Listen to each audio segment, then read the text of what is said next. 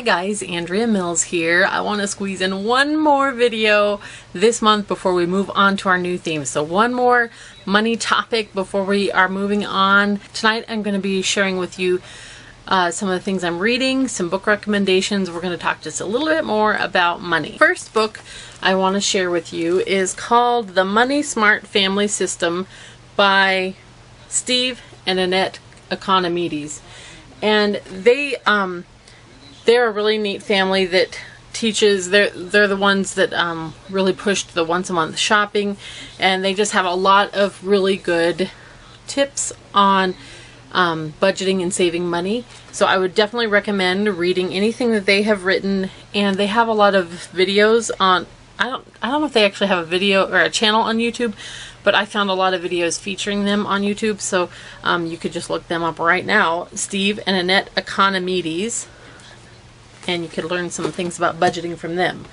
The next several books I'm going to show you don't have anything to do with money, but they're what I'm actually reading currently, and so I will just share those with you. And this is not necessarily a recommendation of these, but just in case you're interested in this sort of thing, I will share with you what that is. I am reading Primal Branding by Patrick Hanlon. This is a book that is talked about all over the place in YouTube creator circles, and since it constantly is coming up, I thought I might as well just get it and read it. So I'm about 2/3 of the way done with this one, and I have enjoyed reading it. I like to read these kinds of things even if I don't necessarily agree with them. It's interesting to me how people think, and it kind of helps me understand why other people do what they do. So there are things that I've definitely been learning, but even though it doesn't totally fit with me, I like to read all sorts of things that I don't necessarily agree with totally, but I still like them. The next one is Learning Patterns and Temperament Styles by Coley. If you watched my week 14 school video, you'll know that I talked about this book here. This is one that is really old. Well, I guess that's a relative term. Anyways, it's about kids' personality types and how that would affect the classroom and how you'd set up a good classroom environment for the different temperaments. And it was very helpful to give me some ideas, like working with Judah, who, according to this book, is the actual spontaneous learner. So that was helpful for me. And it was just very entertaining because Tom is very much one personality type in here and I'm a different one. And just reading about it and just being like, oh my gosh, that sums us up. And so we really enjoyed that book. The next one, Jane Merrill Stewart just mentioned this on one of her videos recently. So I ordered it and bought it. It's called Start, Punch Fear in the Face, Escape Average, Do Work That Matters by John Acuff. And I read this whole book in like an evening, I'm pretty sure, maybe over 2 evenings, I can't remember, but I really enjoyed it. I feel like we are totally kindred spirits. There's like nothing in here that I wasn't like amening the whole way through. He's a Christian author, and there's just so much that I was like, wow.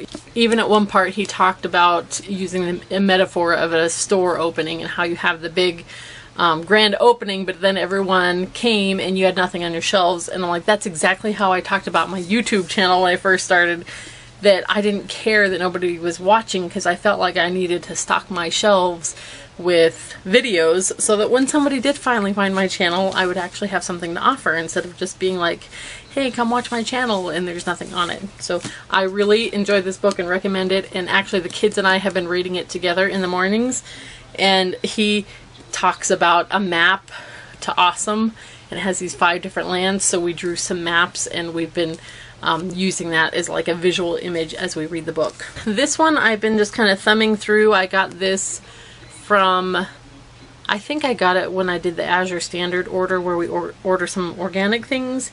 It's Edgar Cayce's Quick and Easy Remedies.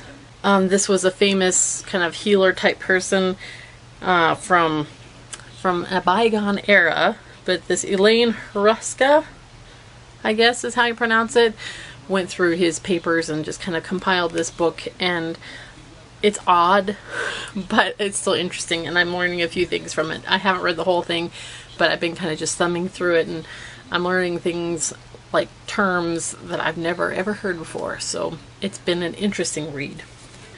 Next I have Fooled by Randomness by Nassim Taleb, and right here is a bookmark that I got from my friend Jenny in Seattle, who's always so nice sending me things. We met here on YouTube, and she was also reading this book, so I used the bookmark she sent to me for this book.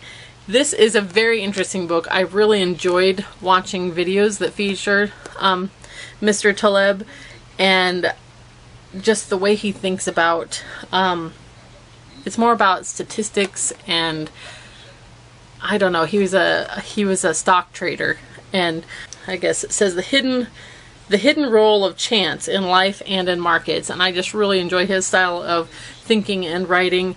And he has a couple other books that I ordered that I haven't read yet, and you can see I started this like 2 months ago, and somehow it keeps getting pushed to the bottom of my stack, so I haven't finished it yet, and I hope to get that done. But I always have like 50 books going at the same time, and this one just keeps getting shoved down. Oh, which reminds me, I have one more that I didn't remember to bring in. I always keep a book in the bathroom so I can hide out from the kids in there. The one I'm reading is called Cancer is Not a Disease by Andreas Mortis, I think is the name of the guy. And again, it's not something that I necessarily 100% agree with, but it's definitely exposing me to new ideas and ways of thinking, so I've been enjoying that book. This is the one I really want to talk about with you, and it's called Miserly Moms, Living Well on Less in a Tough Economy by Johnny McCoy. Johnny lived in, maybe probably still does, in San Francisco, and her husband both had good paying jobs, but then they had their first baby, and she really didn't want to go back to work after the baby was born.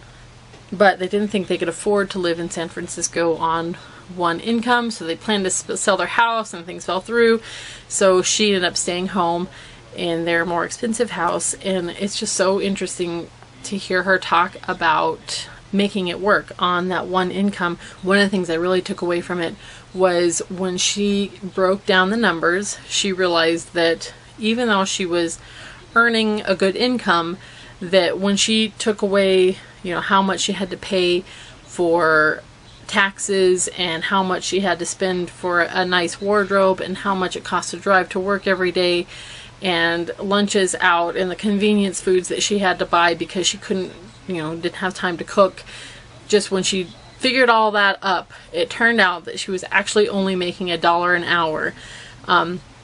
So that encouraged her that she only needed to come up with $1 an hour worth of income at home to really break even by staying at home. And so that's really what I wanted to title this video, A Penny Saved is a Penny Earned. One of the things that I had to get in my own head is the fact that wealth has nothing to do with dollar bills.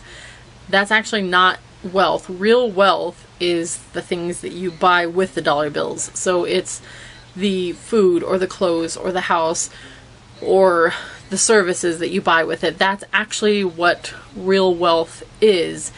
And when you can get those things without money or without spending as much money, it doesn't mean that you're poor because you have less money. It means you are more wealthy because you have the things. First time I really was thinking about this, and I've mentioned this before on my channel, so you may have already heard this story, but get out of here. I was wondering if it was you and they're spying on me.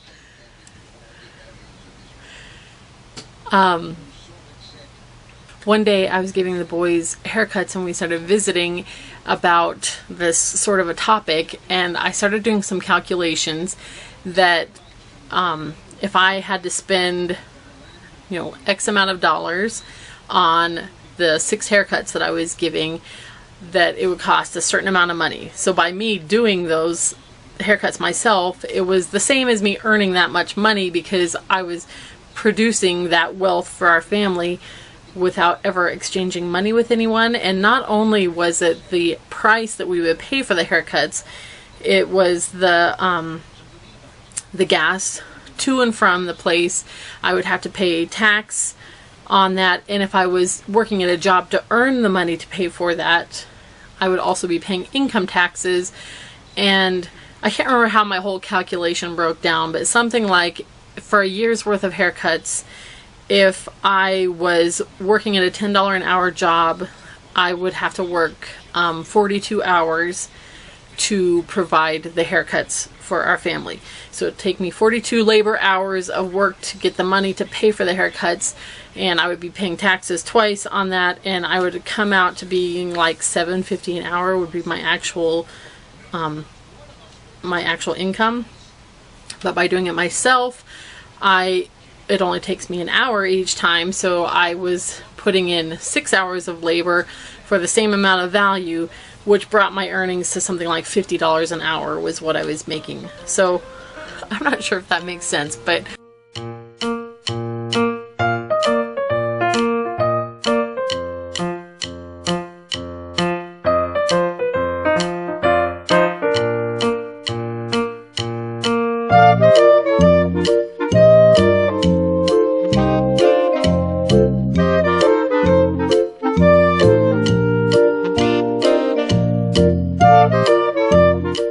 when you can start thinking in those terms that saving money is the same as earning money, because if you have the real wealth, no matter how you got it, you have earned that money. Another example is canning food. I like to can things, and a lot of things I grow that I can, but sometimes I even buy stuff that I can. And one time I was figuring it out. I had bought some organic peaches because they were a good price. So I bought the peaches, and I had to buy sugar, of course, which obviously I already had sugar, but there was the cost of the sugar to can the peaches and the cost of the jars and everything. But even taking into account all that, I still got a better deal canning them than I would buying them on buying organic peaches.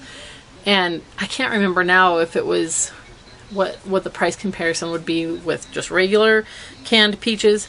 At any rate, I calculated then how much money this saved our family by doing this job and how many hours it took me, and that tells me how much money per hour basically I earned for doing that job. And I can't remember what it was, like $12 an hour or something like that. A really big one for our family is the fact that we have our own business, and before our son Thomas started helping, I did the job of helping customers that came into our office when Tom was away, and I do all the paperwork and things like that. But if we had to hire someone, there was a place on the internet you could look to see how much it cost an employer to hire you. So I put in all the information, what it would cost to hire me, and with absolutely no benefits whatsoever, like the bare minimum we could get away with, it was something like $24,000 is what it would cost. So by me doing that without us having to hire someone, it was the same as us earning $24,000. So that means I was basically making $2,000 a month by doing the job myself rather than hiring someone else to do it for me. Another one is the fact that we homeschool, and this one's a little sketchy because of how the how education is paid for. But when in our state, the official number is something like $12,000 per student that it costs taxpayers to educate a child in our state, although the total education budget by the total number of students really is more like $20,000. So however you want to take that.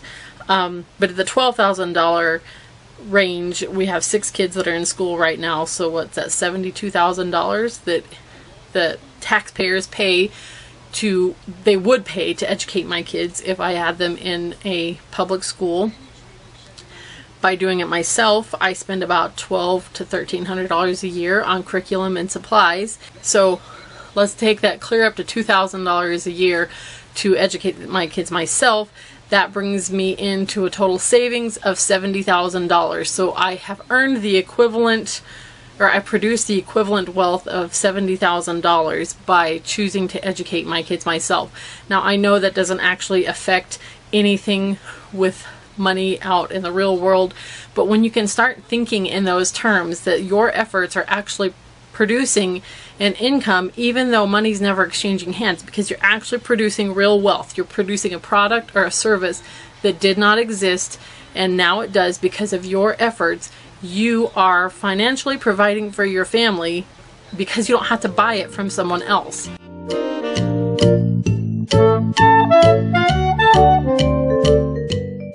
this is where one of the biggest problems comes with being a two-income family, is that when both people work, there's just not enough energy and enough hours in the day to do a lot of the things that you could do otherwise to produce wealth, like doing the haircuts and things like that. And some people are super people that can manage to do a lot even though they've worked all day, but for most people, we are human and we can't work 16-hour days.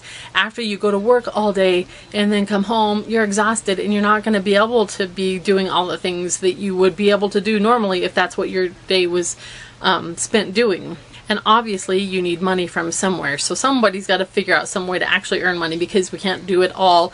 So even if we're really good at figuring out how to produce wealth for ourselves, we're still going to have to buy something from someone, which is why it's really great if one of the two people can earn some money, or if you can both work in a more part-time fashion where a lot of your efforts can be put toward other ways of producing wealth. But when you both work full time, it's very hard to produce real wealth, and so much of the money that you collect just goes right back out because you have to hire out so many services and products that otherwise you could produce on your own.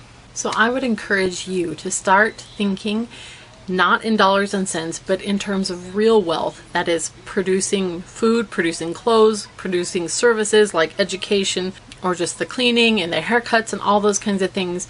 If you can figure out how to produce those things without money, or with less money than it costs to buy them, then you can become a wealthier family without having two incomes. And everyone that starts out doesn't do good. None of us start off being awesome at anything, but the more varied your skills become and the better you get at each particular thing, the more wealthy you'll become. Because just like with me with haircuts, the first time I gave a haircut, it took me half an hour, and now I can do 6 of them in 1 hour. So that brings my earnings up because I can spend less time doing the same job.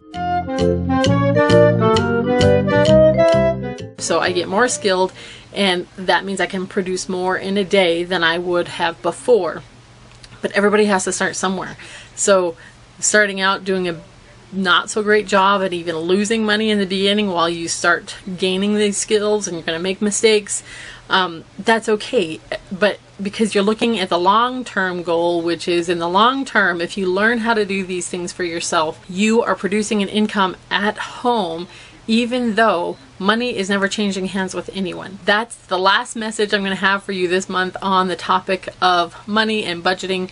If this is your first time watching one of my videos, I want to welcome you to my home on the internet. Tom and I have 8 children that we raise in a small house. We run our own business together, and we homeschool, and we home church, and we home birth, and do all sorts of things like that. And if those are the kinds of things that interest you, I hope you'll subscribe.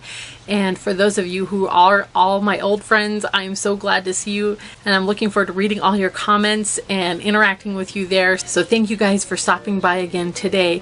And if you know someone else who you think would benefit from this message, I hope that you would share this video with them. So now it is time to say goodbye, and I'll see you guys very soon with a video on our new theme for February.